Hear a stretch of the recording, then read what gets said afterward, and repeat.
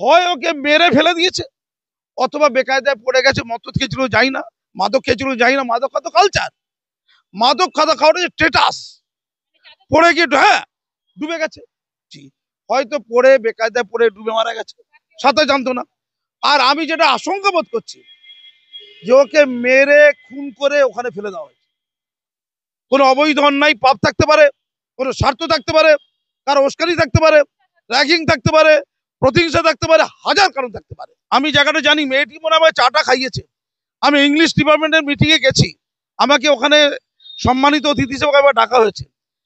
আমি মেয়েটির মুখ দেখে যতটুকু বুঝেছি, ও আমাকে আপ্যায়ন করেছে, জল দিয়েছে, চা দিয়েছে, ওই মেয়েটি আর কি, যে মেয়েটি মারা গেছে আমার মনে হচ্ছে আর কি। সেই মেয়েটি রাত 10টার পরে কেন অনুষ্ঠানটা হচ্ছিল? হ্যাঁ, নিমতার দিকে বাড়ি। রাত 10টার পরে অনুষ্ঠান হবে কেন? 8টা পর্যন্ত পারমিশন ছিল প্রবিসির। আমি অমিতাভ দত্তকে জিজ্ঞেস করছি প্রবিসিকে, 8টার পরেও যখন অনুষ্ঠান চলছিল তখন আপনি অ্যাকশন নেননি কেন? তার মধ্যে একটি মেয়েকে দেখলাম হাফ প্যান্ট পরে, উপরে ছোট্ট একটা ড্রেস, নিচে হাফ প্যান্ট পরে, একদম এক্সিকিউটিভ কাউন্সিলের মিটিং এ সেখানে টেবিলের উপরে বসে পড়লো, টেবিল উপরে। রাত 10টা বাজে, 10:30 বাজে, ছেলেদের হোস্টেল মেয়েদের হোস্টেলের যারা থাকে তারা এক কাছে এসে জড়াজড়ি করছে বিশ্ববিদ্যালয়ের মধ্যে। আমি বলেছি সিসিটিভি ক্যামেরা বাড়াতে হবে, অন্ধকার জায়গাগুলোতে সিসিটিভি ক্যামেরা লাগাতে হবে। আমি বলেছি এখানে সাট্টা, জুয়া, মস্তানি, গুন্ডামি, র্যাগিং অন্ধকারে হয়, রাত 10টার পরে ছেলে মেয়েরা ঘুরে বেড়ায়। আমি আমার অফিসে সিসিটিভি ক্যামেরা লাগিয়েছি, সব মিলিয়ে 5 সিসিটিভি ক্যামেরা খরচা হচ্ছে 5 থেকে 6 হাজার টাকা। যাদবপুর বিশ্ববিদ্যালয় বলছে 70 লক্ষ টাকা খরচা। কটা? ওয়েবেলকে দেওয়া হচ্ছে, ওয়েবেলকে 65টা সিসিটিভি ক্যামেরা লাগাতে 70 লক্ষ টাকা খরচা হয় বলুন? যাদবপুর বিশ্ববিদ্যালয় কোনো বাঙালিদের দ্বারা চলবে না, অন্য রাজ্য থেকে লোককে নিয়েছে যাদবপুর বিশ্ববিদ্যালয় বসানো দরকার। শিক্ষামন্ত্রী তো মার খেয়েই চলে গেছে। যাদবপুরে তরুণীর রহস্যজনক মৃত্যু। এই মুহূর্তে দাঁড়িয়ে যাদবপুরে যে অগ্নিকাণ্ড হচ্ছে বা যাদবপুরকে ঘিরে, একদিকে আপনারা দেখেছিলেন স্বপ্নদ্বীপের মৃত্যু, তারপর দেখা গেল আরো একজন তরুণীর রহস্যজনক মৃত্যু। আমার সঙ্গে রয়েছেন যাদবপুরের চ্যান্সেলর নমিনি মাসুম আক্তার, শিক্ষাবিদ, আপনারা প্রত্যেকেই জানেন। বলছি কি কি বিষয়টা, ভেতরের বিষয়টা কি আমরা জানতে চাই। কিছুই না, এটা হবার ছিল হয়েছে। অনিক দত্ত বলে একটি ছেলে, যাদবপুর বিশ্ববিদ্যালয়ের ছাত্র, সে আত্মহত্যা করতে যাচ্ছিল এই কিছুদিন আগে। অনিক দত্ত তার নাম। সৌম্যদ্বীপ, স্বপ্নদ্বীপের মৃত্যুর পরেও এদের ঘুম ভাঙেনি। সবচেয়ে বেশি সরব থেকেছি আমি। আমি 1 বছর আগে চ্যান্সেলর নমিনি হওয়ার পর থেকে প্রথম দিন থেকে সরব থেকেছি অনিক দত্তের উপরে। তারপরেও যে র্যাগিং হচ্ছিল দিনের পর দিন, এবং তার আবেদন নিবেদন পর্যন্ত গ্রহণ করছিল না।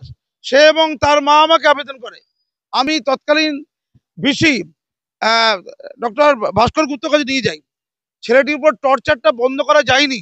অবশ্যই ছেলেটি বিশ্ববিদ্যালয় ছেড়ে চলে গেছে, সে অন্যত্র পড়াশোনা করছে এখন। অনিক দত্ত, এটা চলছে ম্যাল প্র্যাকটিস, অন্যায়, পাপ। এখানে এখানে কোর্ট বলেছে ওখানে পুলিশ ক্যাম্প করতে, পুলিশ ক্যাম্প করবে না। ইউনিভার্সিটির বিরুদ্ধে ভিতরে পুলিশ ক্যাম্প করতে বলেছে। আমি বারবার বলেছি স্বপ্নদ্বীপকে যারা মেরেছে তাদের বিরুদ্ধে অ্যাকশন নেওয়া হোক। তাদের বিরুদ্ধে আমি বলার পর অ্যাকশন নেওয়া হয়েছিল, তাদেরকে চক আউট করা হয়েছিল, তাদের বিরুদ্ধে তাদেরকে শোকজ করা হয়েছিল, কিন্তু তারা হাইকোর্টে যায়। আমাদের কলকাতা হাইকোর্টে ওই র্যাগিং করা পাপি ছেলেরা যারা স্বপ্নদ্বীপকে মেরেছে বলে অভিযোগ, আমাদের ইন্টারনাল কমিটি যাদেরকে খুঁজে পেল অভিযুক্ত হিসাবে, তো তারা ওখানে স্টে অর্ডার চেয়েছিল, স্টে অর্ডার, সিঙ্গেল বেঞ্চে স্টে অর্ডার পেয়ে গেছে 1 বছর আগে বা 8-9 মাস আগে। আমি আমাদের এক্সিকিউটিভ কাউন্সিলকে বলেছিলাম, যেহেতু এক্সিকিউটিভ কাউন্সিলের মেম্বার, সর্বোচ্চ নীতি নির্ধারক কমিটি বিশ্ববিদ্যালয় এক্সিকিউটিভ কাউন্সিল, তার মেম্বার আমি রাজ্যপালের প্রতিনিধি হিসাবে, বলেছিলাম যে ডিভিশন বেঞ্চে চলুন, সিঙ্গেল বেঞ্চের রায়কে চ্যালেঞ্জ করুন। তারা করেনি। এখনো পর্যন্ত 8 মাস চলে গেল, ডিভিশন বেঞ্চে যায়নি। আমি বলেছি সিসিটিভি ক্যামেরা বাড়াতে হবে, অন্ধকার জায়গাগুলোতে সিসিটিভি ক্যামেরা লাগাতে হবে। আমি বলেছি এখানে সাট্টা, জুয়া, মস্তানি, গুন্ডামি, র্যাগিং অন্ধকারে হয়, রাত 10টার পরে ছেলে মেয়েরা ঘুরে বেড়ায়। রাত 10টার পরে ছেলে মেয়েরা ঘুরে বেড়ায়, রাত 10টার পরে, এটা আমি বলেছি। তারপরেও এখন রাত 10টার পরে ছেলে মেয়েরা ঘুরে বেড়াচ্ছে। ডক্টর ভাস্কর, এই যে ঝিলপাড়ে, কার্যত ঝিলপাড়ে রহস্যজনক মৃত্যু, নেশাগ্রস্ত অবস্থায় পাওয়া গেছে। আমি বলছি যাদবপুরের সব জায়গায় সিসিটিভি লাগানো সম্ভব হয়নি কেন? এটা কেন? রিসেন্ট হাইকোর্টের রায়ে যেহেতু এখন ভিসি নেই, আমি রাজ্যপাল মহোদয়কে বারবার বলেছি ইমিডিয়েটলি ভিসি দিন। প্রায় 4-5 মাস বা 6 মাস হয়ে গেল ভিসি নেই। সেই আমাদের মাননীয় শিক্ষামন্ত্রীর উপরে যে হামলা হয়েছিল বা একটা ছেলে যে আহত হয়েছিল, তারপর থেকে ভিসিকে সরিয়ে দিয়েছিল রাজ্যপাল। আমি রাজ্যপালকে তখন চিঠি করেছিলাম, গোটা বিশ্ববিদ্যালয়ের পরিস্থিতি জানিয়ে রাজ্যপালকে বারে বারে চিঠি করেছি। আমি আরো বলি, ওখানে ওখানে ইফতার পার্টি হয়েছিল, যাদবপুর বিশ্ববিদ্যালয়ে রামনামি করতে দিচ্ছিল না, সাম্প্রদায়িক অশান্তি তৈরি হচ্ছিল। আমি নিজে রাজ্যপালকে চিঠি করে আমি যারা রামনবমী করতে চায় এটা জানিয়ে রাখছি, যারা রামনবমী করতে চায় তাদেরকে উৎসাহিত করে আমি নেতৃত্ব দিয়ে রামনবমী করেছি। না বলেনি বলেনি বলেনি বলেনি ইফতার পার্টি করাবে, রামনবমী করাবে না। ওখানে তিরঙ্গা যাত্রা করেছি, ওখানে আজাদ কাশ্মীরের পোস্টার মুছিয়েছি, দিস এই কাজী বাসু আক্তার। আমি একটার পর একটা চিঠি করেছি তৎকালীন ভিসিকে যে র্যাগিং বন্ধ করুন। দেখুন দেখুন এখানে 25, 11, 24 জুলাইয়ে করেছি, জুনে করেছি, এটা ভাইস চ্যান্সেলর করেছি, 1, 2, 3, 4 করে লিখেছি যে বিশ্ববিদ্যালয়ে সিসিটিভি ক্যামেরা লাগাতে হবে, আরো নিরাপত্তা রক্ষী বাড়াতে হবে, বিশ্ববিদ্যালয়ে নজরদারি বাড়াতে হবে, বিশৃঙ্খল ছাত্রদের বিরুদ্ধে অ্যাকশন নিতে হবে। 13,000 ছাত্র, কয়েকজন মাত্র বিশৃঙ্খল, বিশ্ববিদ্যালয় তাকে কন্ট্রোল করতে পারে না। আমি এই মর্মে রাজ্যপালকে চিঠি করেছি। এই দেখুন এখানে লেখা আছে, এই যে দেখুন 13,000 ছাত্রের মধ্যে মাত্র এই যে out of 13,000 student, a few desperate student out of total 13,000 student, তারা বিশৃঙ্খল, তাদেরকে কন্ট্রোল করা যায় না। কেন ক্যাম্পাসে পুলিশ ঢুকবে না? কে বলেছে? কে বলেছে? অন্যায় হলে পাপ হলে পুলিশ ঢুকবে না? বাচ্চা আউটপোস্ট করতে কোর্ট রায় দিয়েছিল যে 2 সপ্তাহের মধ্যে আউটপোস্ট করতে হবে, করেনি, চাপে করেনি। প্রভিসিকে বলেছি আমি, অমিতাভ দত্তকে, উনি বলছেন স্যার আমি রিজাইন দিয়ে চলে যাবো। আমি ভিসিকে বারবার বলেছি, আজকে সকালে ভিসি দপ্তরকে ফোন করেছি, ভিসি মানে সরি রাজ্যপালকে, মাননীয় রাজ্যপালকে। এখন এই 15 দিন আগে ঠিক হয়েছে একজন ভিসি, আমি নামটা বলবো না, আমি জানি, কিন্তু এখনো জয়েন করেননি উনি। যাদবপুর বিশ্ববিদ্যালয়, কলকাতা বিশ্ববিদ্যালয় সহ একাধিক বিশ্ববিদ্যালয় ভিসি ঠিক হয়েছে, রাজ্য সরকার রাজ্যপাল থেকেই ঠিক করেছে। এই সমন্বয়টা দরকার, ঝগড়া করলে তো হবে না। রাজ্যপাল রাজ্য সরকারের মধ্যে সমন্বয় দরকার। রাজ্য সরকারকে বারবার সিকিউরিটি চেয়েছে, সিকিউরিটি স্টাফ দেয়নি কেন? রাজ্য সরকার কেন গাফলতি করেছে? সিসিটিভি ক্যামেরা আরো 70টা লাগানোর সিদ্ধান্ত হয়েছে, আরো 70টা সিদ্ধান্ত হয়েছে। লাস্ট এক্সিকিউটিভ কাউন্সিলের মিটিং এ হাইকোর্ট রায় দিয়েছিল, মিটিং ডাকার রায়।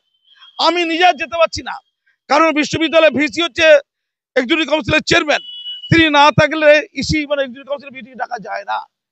হাইকোর্টের রায়। শুধু জিজ্ঞাসা বলছি যাদবপুরে ইন্টারনাল ভেতরে কি হতো, ভেতরে কেন এই অল্প বয়সী ছেলে মেয়েরা মাদকগ্রস্ত হয়ে পড়তো? আমি যখন প্রথম এক্সিকিউটিভ কাউন্সিলের মেম্বার হলাম, চ্যান্সেলর নমিনি হয়ে বিশ্ববিদ্যালয়ে গেলাম, আমাদের ইসি মিটিং হচ্ছে, আমাদের ওখানে কালচার হচ্ছে, মিটিং চলাকালীন ভিসি প্রভিসি যারা এক্সিকিউটিভ কাউন্সিলের মেম্বার তাদেরকে সারা রাত আটকে রাখা।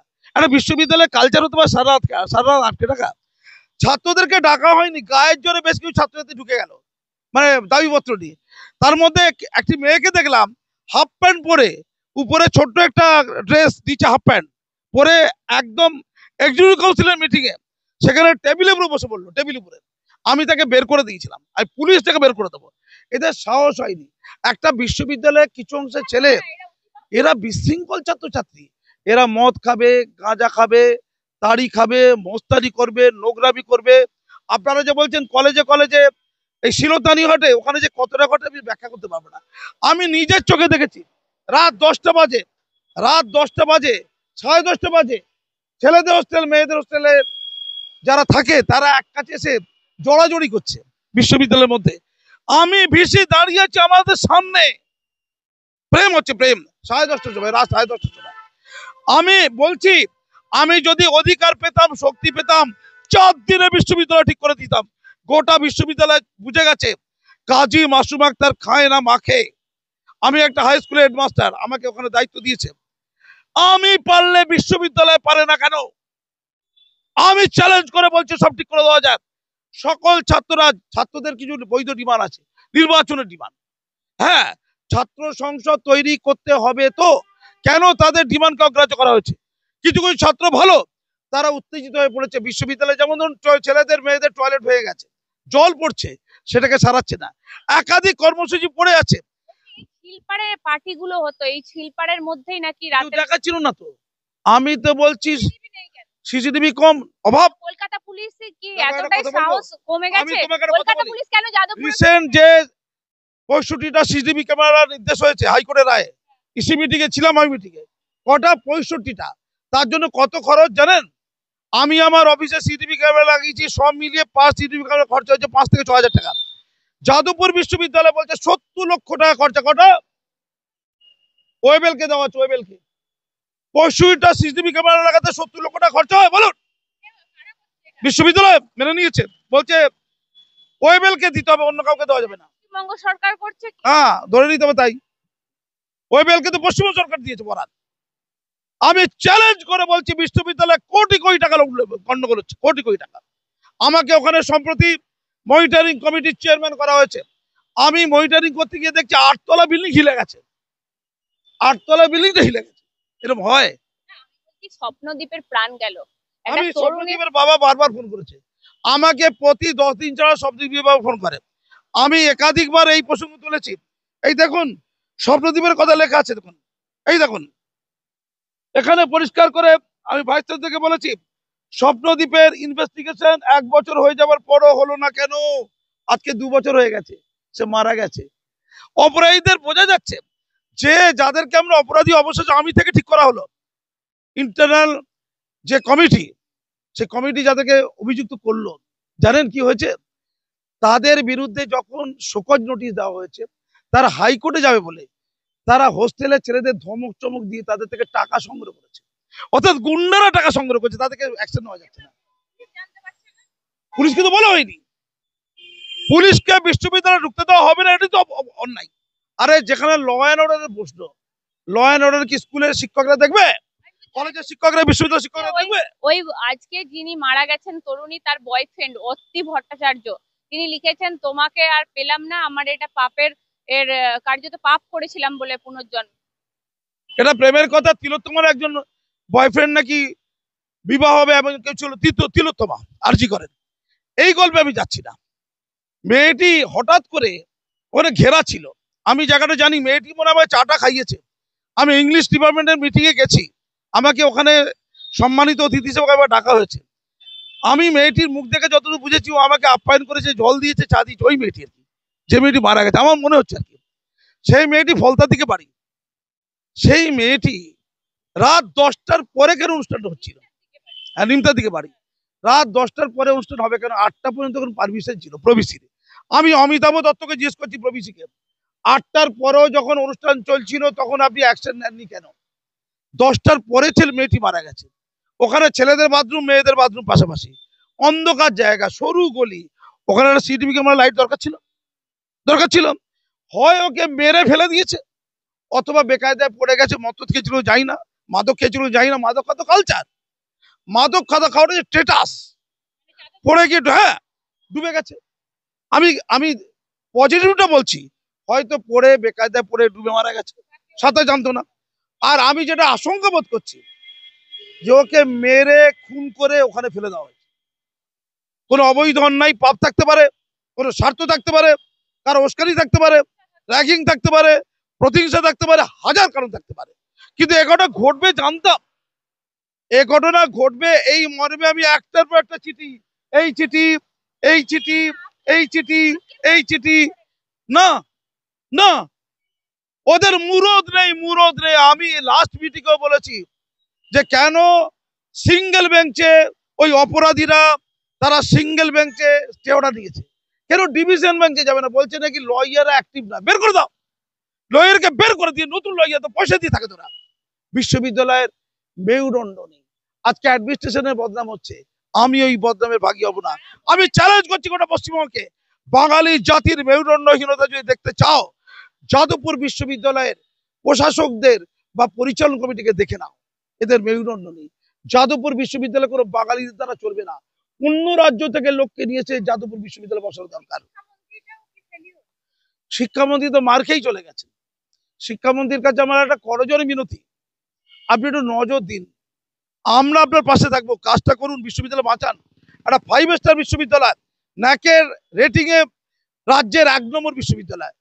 এবারে যখন ন্যাক এসেছিল আমি সামনে ছিলাম, কথা বলেছি একাধিক, ওরা খুব খুশি হয়েছে। ন্যাকের রেটিং এ পশ্চিমবঙ্গের 1 নম্বর বিশ্ববিদ্যালয় যাদবপুর বিশ্ববিদ্যালয়, সেখানে ল অর্ডারের প্রশ্ন। এই মুহূর্তে শাসক দলের তরফ থেকে দেখলাম একজন পোস্ট করেছে যে রাজ্য সরকারের মনোনীত কাউকে বসান, রাজ্যপালের ছেড়ে।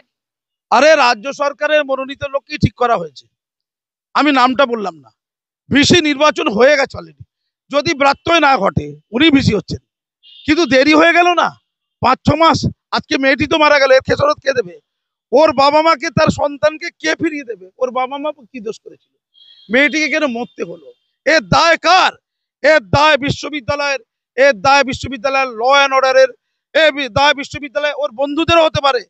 আমি তো নিজেকে বলবো, আমার বিশ্ববিদ্যালয় প্রশাসনকে বলবো, সরকারকে বলবো, এর দায় সরকারকে নিতে হবে, এর দায় বিশ্ববিদ্যালয়কে নিতে হবে। আমি রাজ্যপালকে বলি, আমি যেহেতু রাজ্যপালের প্রতিনিধি, আপনাকে করজোরে মিনতি করেছি, বারে বারে চিঠি দিয়েছি আপনাকে, বারে বারে আপনাকে ফোন করে আপনার দপ্তরকে বলেছি, ভিসি দিন, ভিসি দিন, ভিসি দিন, নজরদারি করুন। দেখলেন স্বপ্নদীপ স্বপ্ন নিয়ে মারা গেল। আবার এর নামটা আর বললাম না মিডিয়াতে। এই 3য় বর্ষে ইংলিশ অনার্সের ছাত্রী অনামিকা, ও যা করছুন আমার, সে হয়তো অনেক বড় কিছু হতো দেশের, সেও হারিয়ে গেল, এবং অনেকজন হারিয়ে যাবে, আরো কেউ কেউ হারিয়ে গিয়েছিল। বিশ্ববিদ্যালয়কে বাঁচান, আমরা আছি, সবাই মরে যায়নি, আমাদের হাত শক্ত করুন। ধন্যবাদ।